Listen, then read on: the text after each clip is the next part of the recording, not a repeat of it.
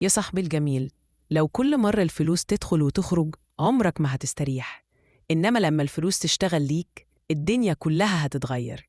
في قهوة عم إبراهيم القديمة، بس هو قاعد فيها على راحته، شيشته جنبه آدم وكريم جايين من الشغل، ريحتهم تعب ومخلوطة بحلم. آدم: عم إبراهيم، إحنا عملنا اللي قلت عليه، بقينا نحوش أول 10% وكل شهر نحطهم على جنب. كريم: بس إحنا مش عارفين نعمل بيهم إيه، يعني هنقعد نكمل تحويش كده سنين؟ عم إبراهيم بيسحب نفس شيشة، يبص لهم وابتسامته فيها حنية وطيبة.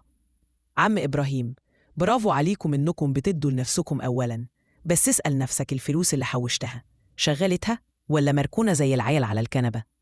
آدم بضحكة خفيفة: ركنة تمام يا عم إبراهيم، ما اشتغلتش ولا ساندويتش.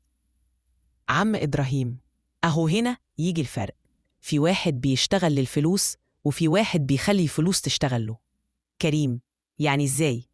عم إبراهيم ببساطة: بص يا ابني، لما تحوش 1000 جنيه وتحطهم في مشروع صغير، حتى لو حاجة بسيطة، عربية قهوة، بيع على النت، حتى لو تديهم لحد شاطر يستثمرهم، ساعتها الفلوس دول بيبقوا عبيد عندك، بيشتغلوا ليك ويجيبوا لك دخل من غير ما تتعب. آدم: يعني نحطهم في حاجة تولد دخل؟ عم إبراهيم: بالظبط، الفلوس مش للتخزين، ازرعها صح هتجيب لك خير وتخلف فلوس، واللي يتولد يخلف تاني. كريم: بس احنا مش معانا مبلغ كبير، يعني هنستثمر بإيه؟ عم إبراهيم بحكمة: ما تستهونش بالمبلغ، البداية مش بحجم الفلوس، البداية بحجم الفكرة وبنية الاستمرارية. انت لو خدت أول 500 جنيه ودورت ازاي تخليهم 550، يبقى انت ماشي صح. الفلوس بتحب اللي بيحترمها مش اللي بيحبسها.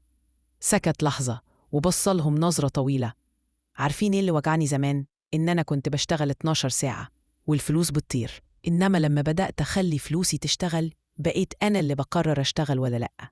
آدم بصوت واطي: يعني الراحة مش لما يبقى معايا كتير، الراحة لما الفلوس نفسها تشتغل بدالي. عم إبراهيم: أيوة يا ابني، وانت قاعد دلوقتي بتشرب شاي في كافيهين شغالين وكل واحد بيصب شاي وبيطلع لي جنيه من غير ما أقوم. آدم وكريم سابوا القهوة وهم ساكتين، بس في دماغهم صوت واحد: فلوسي لازم تشتغل. فلوسك دي لو فضلت حابسها هتفضل زيك محبوسة، لكن لو شغلتها هتفتح لك باب ما كنتش تحلم بيه. وصاحبك الجميل بيحكي لك: مش بس علشان تحوش، لكن علشان تحرر نفسك. انت شايف ان في طريقة تقدر تشغل بيها جزء من دخلك حتى لو بسيطة؟